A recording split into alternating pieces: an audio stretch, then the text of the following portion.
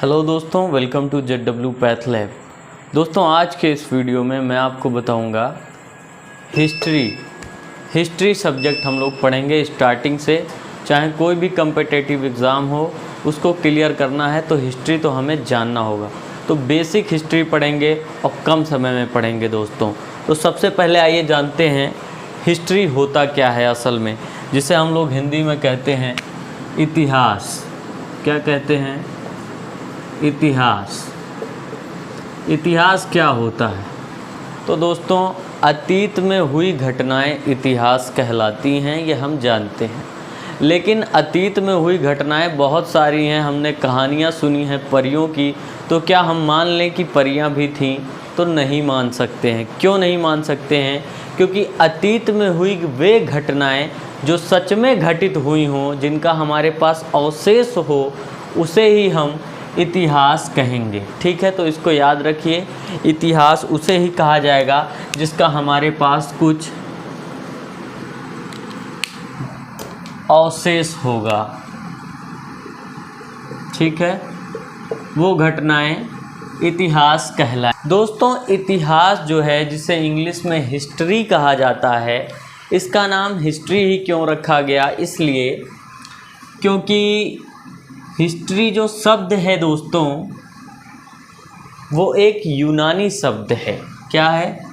History शब्द एक यूनानी शब्द है। सवाल है कि ये यूनानी ही शब्द क्यों है? क्योंकि हमने ज़्यादातर पढ़ा कोई ग्रीक वर्ड में होता है या लैटिन वर्ड में होता है, लेकिन यहाँ यूनानी शब्द लिखा गया है। इसलिए क्योंकि यूनान का रहने वाला हीरोडोटस नामक क्योंकि यूनान का रहने वाला एक हीरोडोटस व्यक्ति था, जिसने सबसे पहले एक बुक लिखा और उसमें अतीत के बारे में हुई घटनाओं के बारे में बताया था। तो इस आदमी का नाम था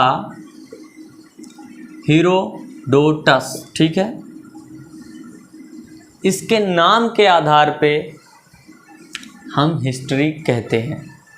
तो फादर ऑफ हिस्ट्री कौन हुआ? उस हिसाब से फादर ऑफ हिस्ट्री कौन हुआ? तो जी दोस्तों, हीरोडोटस हुआ। फादर ऑफ हिस्ट्री हीरोडोटस हुआ। दोस्तों, इतिहास की जानकारी देने वाले स्रोत 3 तरह के होते हैं, जिसे हम हिस्ट्री मानते हैं। यानी कि इतिहास के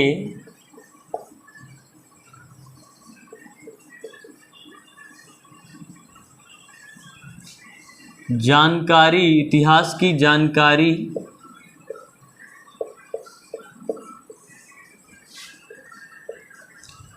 तीन स्रोतों यानी 3 सोर्सेस से मिलती है। 3 सोर्सेस से मिलती है। नंबर 1 है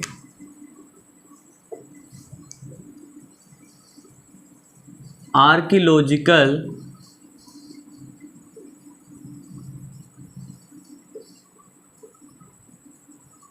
सोर्सेस, जिसे हिंदी में पुरातात्विक स्रोत कहा जाता है। तो आर्कियोलॉजिकल सोर्सेस के आधार पे हम हिस्ट्री मान लेते हैं। आर्कियोलॉजिकल सोर्सेज में आ जाता है आपका फॉसिल्स के आधार पे हम उसे हिस्ट्री में मान लेंगे। फॉसिल्स का हिंदी होता है अवशेष। दूसरी चीज़ इंस्क्रिप्शन। क्या है? इंस्क्रिप्शन, जिसको हिंदी में अभिलेख कहा जाता है। क्या कहते हैं? अभिलेख कहा जाता है। तो पहला फॉसिल्स है, दूसरा इंस्क्रिप्शन है। फॉसिल्स में सबसे पहला जो फॉसिल्स हमें प्राप्त हुआ हिस्ट्री में, वो हड़प्पा सभ्यता का प्राप्त हुआ। कहाँ का हुआ? हड़प्पा सभ्यता का प्राप्त हुआ। ठीक है, सभ्यता का प्राप्त हुआ।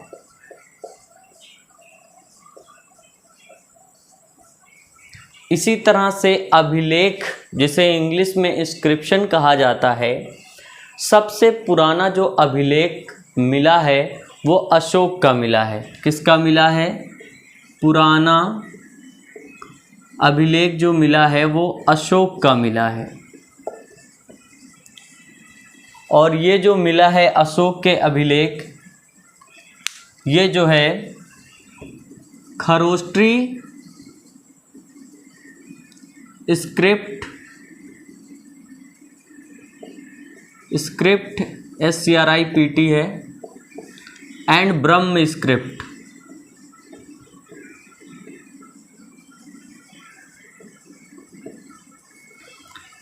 में मिला है, में मिला। ठीक है, इसको इरेज करके आगे लिख देते हैं। तो ये फॉसिल्स वाला मैंने आपको बता ही दिया।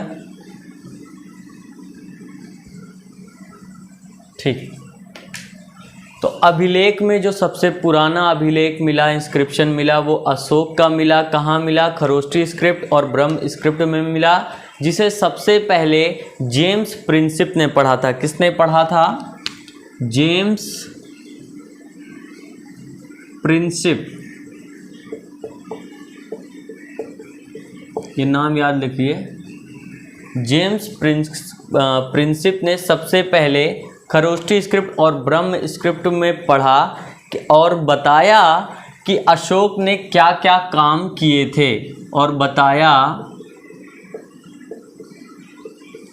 अशोक के कार्यों को। ठीक है, फिर से एक बार रिवाइज करा देता हूँ। इतिहास में जानकारी देने वाले 3 स्रोत होते हैं। एक आर्कियोलॉजिकल होता है, दूसरा जो होता है वो लिटरेटरी सोर्स होता है, तीसरा जो होता है डिस्क्रिप्शन ऑफ फॉरेनर ट्रैवलर्स। तो मैंने अभी आपको आर्कियोलॉजिकल सोर्सेस के बारे में बता रहे हैं, जिसमें जो है सबसे पहले मैंने फॉसिल्स बताया। फॉसिल्स के आधार पे हिस्ट्री माना जाता है। फॉसिल्स में सबसे पहला जो अवशेष मिला वो हड़प्पा सभ्यता का मिला। दूसरी चीज़ मैंने बताई इंस्क्रिप्शन के बारे में, यानी अभिलेख। तो सबसे पुराना अभिलेख जो मिला वो अशोक का मिला, खरोष्टी स्क्रिप्ट और ब्रह्म स्क्रिप्ट में मिला, जिसे सबसे पहले जेम्स प्रिंसिप ने पढ़ा और बताया कि जो है अशोक ने क्या क्या कार्य किए थे। मोनूमेंट्स की हिंदी होती है स्मारक। किसने क्या तैयार कराया? ठीक है, तो बहुत ही इजी है। जैसे कि दिल्ली का रेड फोर्ट, ठीक है, दिल्ली का रेड फोर्ट, कॉमा इसी तरह आगरा का ताजमहल, ठीक है, सिकरी का बुलंद दरवाज़ा। तो ये सब क्या है? स्मारक हैं। ये भी हमारे आर्कियोलॉजिकल सोर्सेज में आते हैं, जो कि इतिहास की जानकारी देते हैं। चौथी चीज़ है, जो फोर्थ है आर्कियोलॉजिकल सोर्सेज में, वो कॉइन्स है। कॉइन्स की हिंदी सिक्के। ठीक है, तो सबसे पहले जो सिक्के बने थे वो समुद्रगुप्त ने बनवाए थे। और समुद्रगुप्त कौन से पीरियड के हैं? गुप्तास पीरियड के हैं। कौन से पीरियड के? तो गुप्ता पीरियड में। गुप्ता पीरियड के महान एक शासक थे समुद्रगुप्त।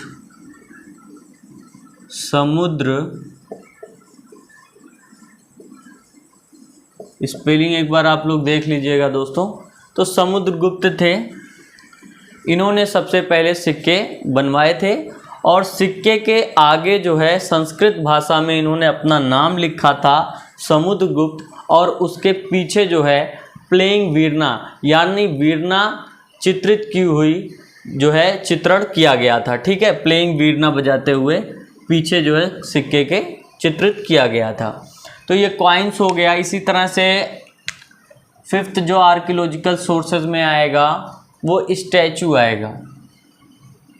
क्या आ जाएगा? स्टैचूज आ जाएंगे, मूर्तियाँ।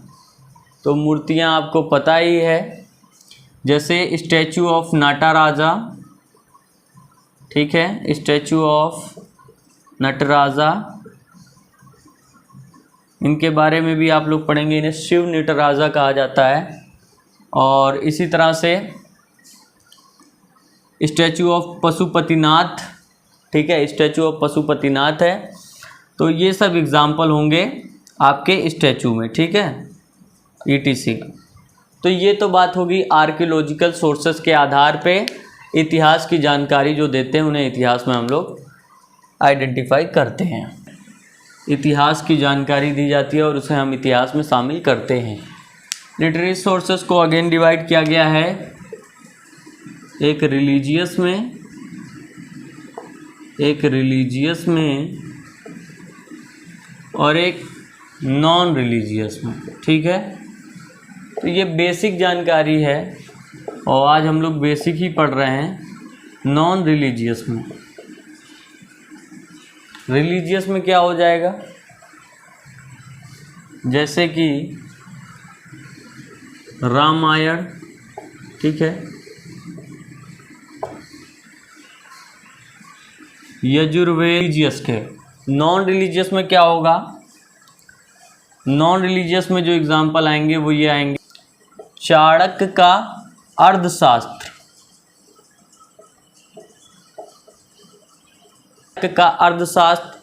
और पतंजलि का महाभाष्य, ठीक है, और शकुंतलम, ये सब नॉन रिलीजियस में आ जाएगा, ठीक है। इसमें जो भी रिटन सोर्स में लिखा होगा नॉन रिलीजियस में आएगा, जिसे हमने इतिहास में मानते हैं और इतिहास की जानकारी ये देते हैं हमें। डिस्क्रिप्शन ऑफ फॉरेनर ट्रैवलर्स के आधार पे भी हम उसे, जो भी फॉरेनर ट्रैवलर्स डिस्क्रिप्शन देते हैं उसके आधार पे भी हम उसे इतिहास में मानते हैं। तो तीसरा हमारा है, सबसे पहले जो भारत में आया था बहुत ही फेमस चाइनीज़ ट्रैवलर था जिसका नाम था वाहियान। क्या नाम था, वाहियान। डिस्क्रिप्शन ऑफ फॉरेनर ट्रैवलर्स में मैं बता रहा था कि एक फेमस चाइनीज़ ट्रैवलर आया था जिसका नाम था वाहियान। ये भारत में 15 साल रुके थे। कितना, 15 साल रुके थे। और भारत में ये 15 साल रुके थे। और किस समय ये आए थे, ये आए थे चंद्रगुप्त द्वितीय के समय में। चंद्रगुप्त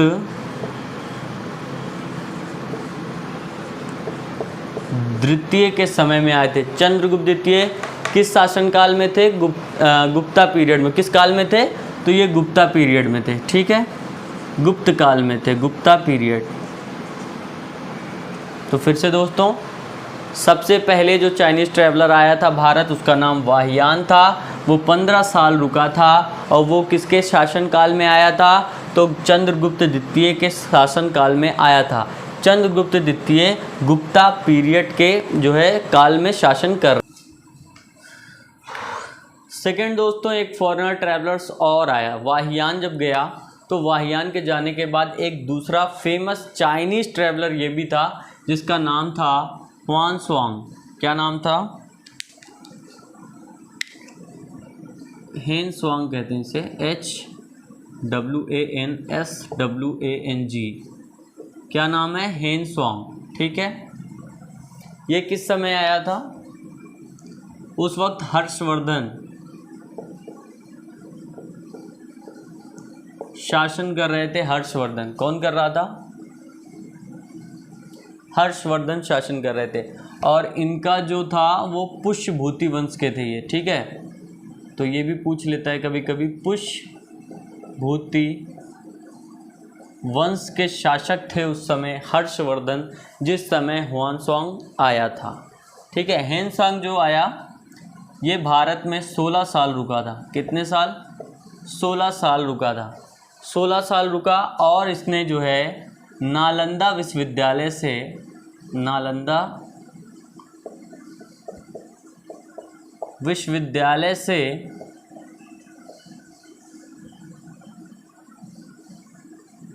बुद्धिज्म की शिक्षा प्राप्त की थी। किस चीज़ की, बुद्धिज्म की शिक्षा प्राप्त की थी।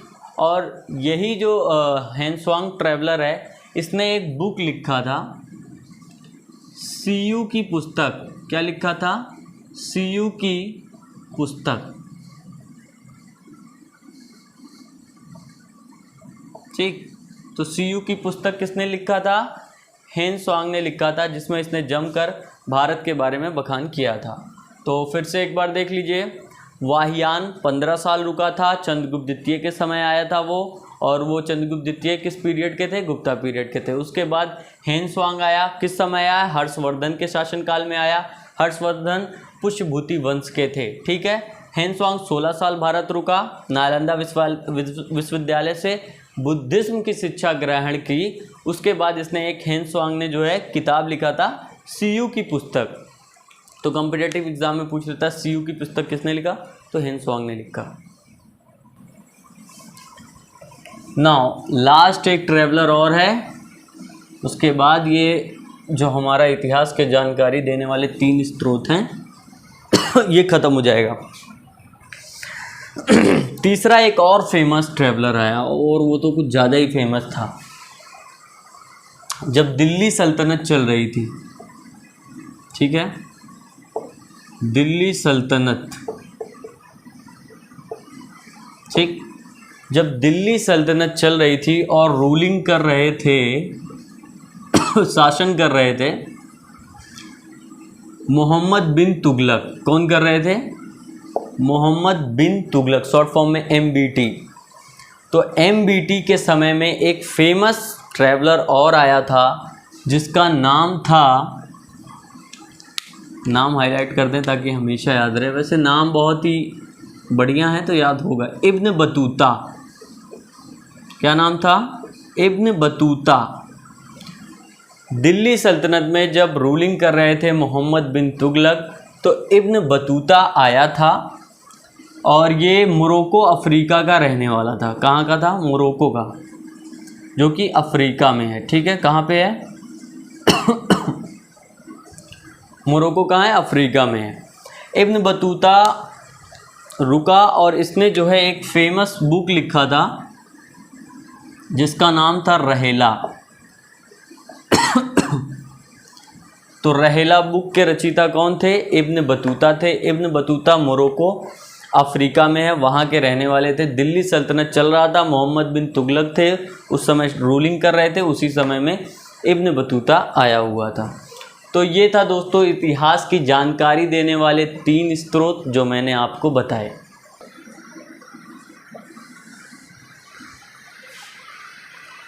नाउ दोस्तों अब हम लोग इंडियन हिस्ट्री को समझने की कोशिश करते हैं, ठीक है। भारत का इतिहास जानेंगे। तो भारत के इतिहास को 3 तरह से डिवाइड किया गया है। पहला है एंशिएंट इंडिया, ठीक है। दूसरा है मिडिवियल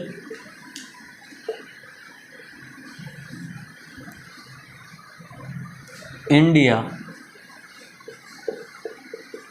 और थर्ड हो जाएगा मॉडर्न इंडिया। क्या हो जाएगा? Modern India. अभी हम लोग मॉडर्न वाले में ही है। तो एंशिएंट इंडिया जो है, इसमें क्या पढ़ना है आपको? ये जो चलेगा वो प्री हिस्टोरिक पीरियड से, प्री हिस्टोरिक से लेके 700 AD तक चलेगा। जो इसका पीरियड काल चलेगा एंशिएंट इंडिया का, प्राचीन भारत का, वो प्री हिस्टोरिक से लेके 700 AD तक चलेगा। मिडिवियल इंडिया की अगर हम बात करें तो ये 700 AD से लेके 1857 AD तक चलेगा। फिर मॉडर्न इंडिया 1857 के बाद से है, ठीक, के बाद से, ठीक। तो इसे याद रखिएगा। Now dear viewers, ancient India जो है मैंने बताया था प्री हिस्टोरिक से लेकर 700 AD तक होता है। तो एंशिएंट इंडिया को 3 तरह से डिवाइड किया गया है, प्री हिस्टोरिक, प्रोटो हिस्टोरिक और हिस्टोरिक पीरियड में, ठीक है। प्री हिस्टोरिक क्या हुआ? प्री हिस्टोरिक पीरियड वो काल था जिसका हमारे पास अवशेष है लेकिन कोई रिटर्न सोर्स नहीं है। यानी इसमें हमारे पास अवशेष है कि हाँ हुआ था, ठीक है, अवशेष है मौजूद कि घटना हुई थी, लेकिन जो है कोई रिटर्न सोर्स नहीं है, ठीक है, कोई रिटर्न सोर्स नहीं है। दूसरी तरफ प्रोटो हिस्टोरिक है जिसका हमारे पास अवशेष है। दूसरी चीज रिटर्न सोर्स भी है, रिटर्न सोर्स भी है, ठीक है, लेकिन दोनों ही अनआइडेंटिफाइड हैं। क्या हैं? अनआइडेंटिफाइड हैं, आइडेंटिफाइड नहीं है। तीसरा आ जाता है हिस्टोरिक पीरियड, जिसे हिंदी में ऐतिहासिक काल कहा जाता है। इसका हमारे पास अवशेष भी है, ठीक है, रिटर्न सोर्स भी है और सब के सब आइडेंटिफाइड भी हैं। क्या हैं? आइडेंटिफाइड भी हैं। तो ये अंतर होता है इन तीनों पीरियड्स में, ठीक है, इन तीनों काल में यही अंतर होता है। प्री हिस्टोरिक का अवशेष है, रिटर्न सोर्स नहीं है। प्रोटो हिस्टोरिक का अवशेष है, रिटर्न सोर्स है, लेकिन अनआइडेंटिफाइड है। तीसरा हिस्टोरिक पीरियड आ जाएगा। हिस्टोरिक पीरियड में क्या है? अवशेष भी मौजूद है और इसका रिटर्न सोर्स भी है और सब के सब आइडेंटिफाइड हैं। अब यहाँ पे प्री हिस्टोरिक में दोस्तों थोड़ा सा बढ़ा के बता देते हैं, क्योंकि प्री हिस्टोरिक में बहुत सारी घटनाएं होती हैं, लेकिन जो इम्पोर्टेंट है वो मैं आपको बताता हुआ चल रहा हूँ।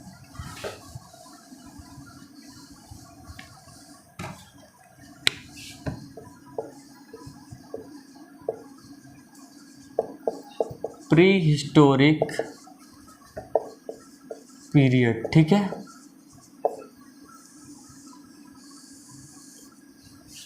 प्री हिस्टोरिक पीरियड, इसको 3 भागों में विभाजित कर दिया गया है। एक होता है पैलियोलिथिक पीरियड, पैलियोलिथिक पीरियड,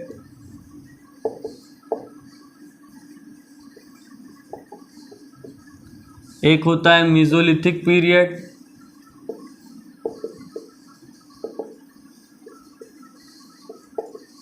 और तीसरा होगा नियोलिथिक पीरियड। क्या होगा? Neolithic period. एक एक डिटेल में बताऊंगा दोस्तों, घबराइएगा नहीं, ठीक। पैलियोलिथिक पीरियड क्या है? ये वो समय है, ये वो काल है जब हम आदि मानव हुआ करते थे। क्या होते थे? आदि मानव थे। आदि मानव, इंग्लिश में प्रिमिटिव ह्यूमन थे, ठीक है। पैलियोलिथिक पीरियड में हमने आग का आविष्कार किया था। तो क्या किया था? फायर का डिस्कवर किया था। कैसे किया था? पत्थरों को रगड़कर आग का आविष्कार किया था और उन पत्थरों से औजार बनाकर शिकार करते थे हम लोग पैलियोलिथिक पीरियड में, ठीक है। और इस पैलियोलिथिक पीरियड में मनुष्य में सिविलाइजेशन नहीं था। कंपटीशन में यही पूछ लेता है कभी कभी कि पैलियोलिथिक पीरियड में ह्यूमंस में सिविलाइजेशन था?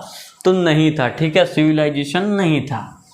मेसोलिथिक पीरियड की बात करें, मेसोलिथिक पीरियड में हमने जो है पशुपालन की शुरुआत की थी, ठीक है। पशुपालन का आरंभ हुआ था जो वो मेसोलिथिक पीरियड से हुआ था। नियोलिथिक पीरियड की बात करें तो इसमें हमने क्या किया? पशुपालन तो चलता आ रहा था मेसोलिथिक पीरियड से, ठीक है, तो ये चल ही रहा था। साथ ही साथ कृषि का काम जो है, खेती वगैरह, नियोलिथिक पीरियड से शुरू हुआ, ठीक है। कृषि का खेती वगैरह नियोलिथिक पीरियड से शुरू हुआ था। तो ये है प्री हिस्टोरिक पीरियड जो मैंने बताया, 700 AD तक जाएगा। इसमें आर्यंस आएंगे, ठीक है, इसी में आपके गुप्तास पीरियड आएंगे, ठीक है, मौर्यन एम्पायर आएगा। तो ये सब प्री हिस्टोरिक पीरियड में आता है। लेकिन हमें जो पढ़ना है इम्पोर्टेंट पेट एग्ज़ाम के लिए या फिर किसी भी कम्पिटिटिव एग्ज़ाम के लिए प्री हिस्टोरिक से ज़्यादा नहीं उठाता है, मिडिवियल पीरियड से उठाता है। तो अब हम जो अगला वीडियो बनाएंगे वो मिडिवियल पीरियड के ऊपर बनाएंगे। धन्यवाद। आशा करता हूँ आपको ये वीडियो अच्छा लगा होगा। अगर अच्छा लगा है तो ही लाइक करिएगा और चैनल पर नए होंगे तो सब्सक्राइब जरूर करिएगा। धन्यवाद।